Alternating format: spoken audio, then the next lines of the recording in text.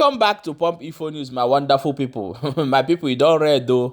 A lot of katakata don't they happen since. Now we say, hey, you don't read. Mo carry am. Ko show na mo na know as it they go.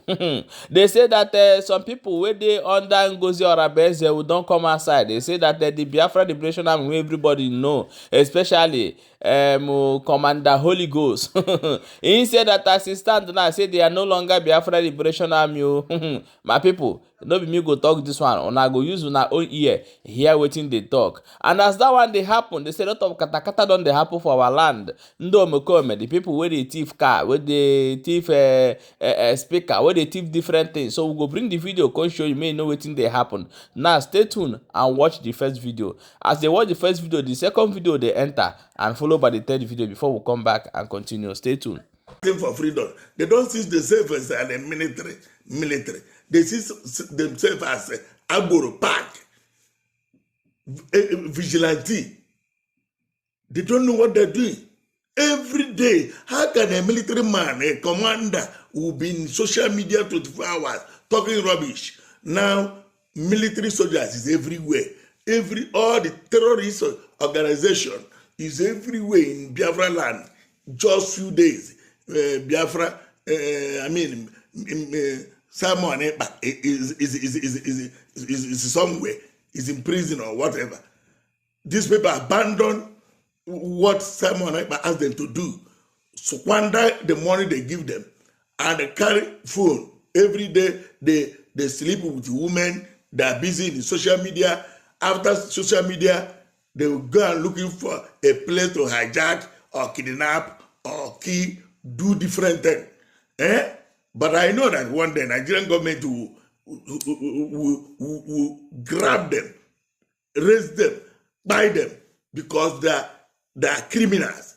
They are not doing any work. How can you go to social media and say you are a commander? Commander to who? Giving yourself chief, general, that this. You don't know that you must follow the way government. If you say you want to work for government, you work for government. What pay me mostly is that Holy Ghost say we will overthrow a new government that you never know what it will be, what future hold. You say you will overthrow. Are you not ashamed of yourself? Talking nonsense, talking like a Chinese.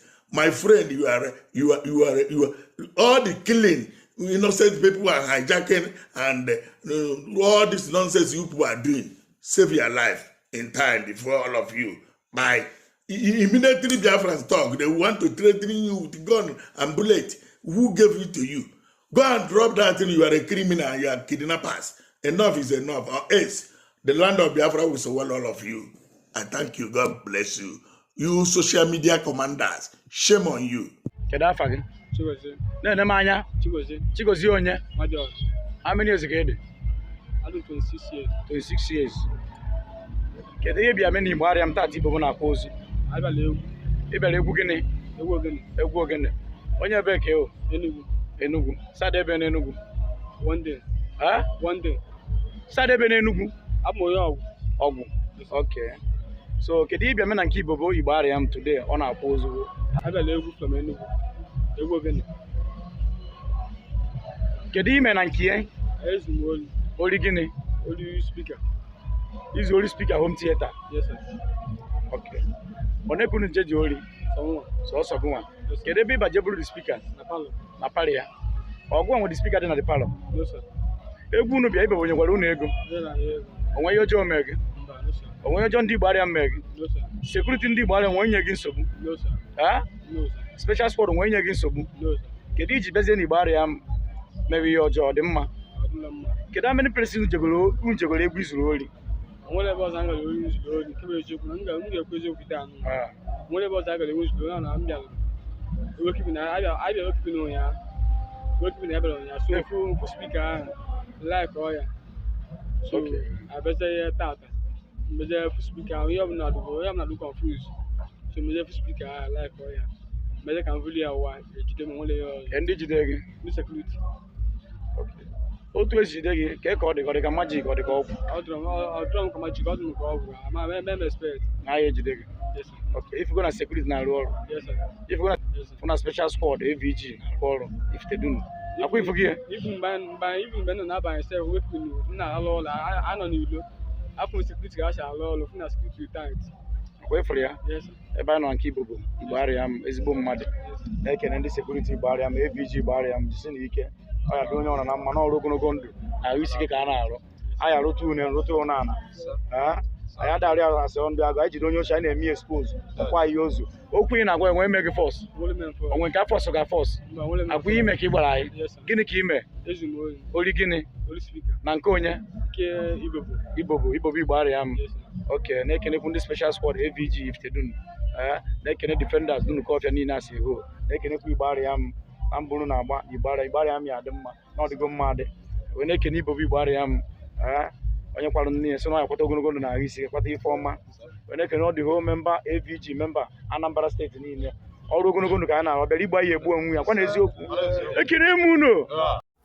Biko unu n'anya biko unu yi moto Highlander Park la ebe a ezuru moto akịta na ọrụ ukwu ka ezuru moto a n'ụlọ ụka ọrụ ukwu na hall ebe a na meeting ka anọbụrụ ebe a na meeting kịta na mgbede a ka anọbụrụ moto a biko unu n'anya ya afụ this man kwọchara isi oyi up and down amaghọ na onye ọrụ ụka na onye I don't know but biko tụsa na ihe a n'ụlọ ụka ọta ka e buru ya ọpak moto a n'ụlọ ụka ọta onye ahụ abịa n'anya ka ọ na-akwụ this man na-akwụgharị ebe a biko onye ma this man biko si report ozugbo biko onye ma this man ọ bụ na onye ọrụ ukwu I believe na aya ama onye si report onwe moto inekwa nkịta ya afọ moto green ya na-eji bịa ohi akịta moto green pencil mat green ọ na-agagharị ebe ahụ ya na ọnọ ya na-ekwu okwu n'ime ụlọ ụka ka ya melu biko name the man na pencil light green that man ya na ọha na plan ya biko onwe na video ọfụma onye na onye mma this man biko si report ma ọ si kpọọ m biko si kpọọ fada Holy Family biko ka report to fada Holy Family biko no fada Holy Family ọta if all this man the man onye nke bụ ka pencil light ọ kwụsịgo ya na the man ifo ka ha na-ekwu okwu now ifo ka ha na-akpa nkata ka esi wee bịa bụ the moto then ọ na-agwa ya jebe biko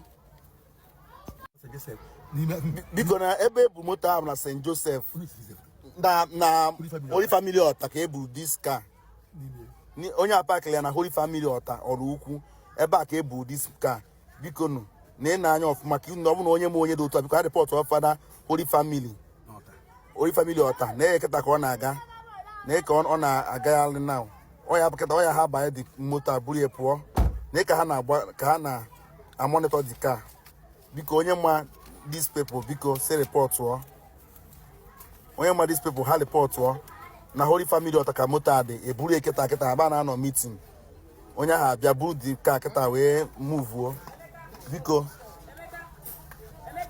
efu kịta moto ha achọghị ịba na dị moto kịta ọkpọpe dị ka efu ọba ego na na dọra ka nke ọzọ na-eche ọya revise dị ka kịta buru ya pụọ biko onye na-anya ọfụma ọ bụ na onye mma this person biko onye a report ọrụ fada Holy Family ọta biko ọtọ ọrụ ukwu ọtọn godi onye moto ka ọ na-atọn na ka o buru ya pụọ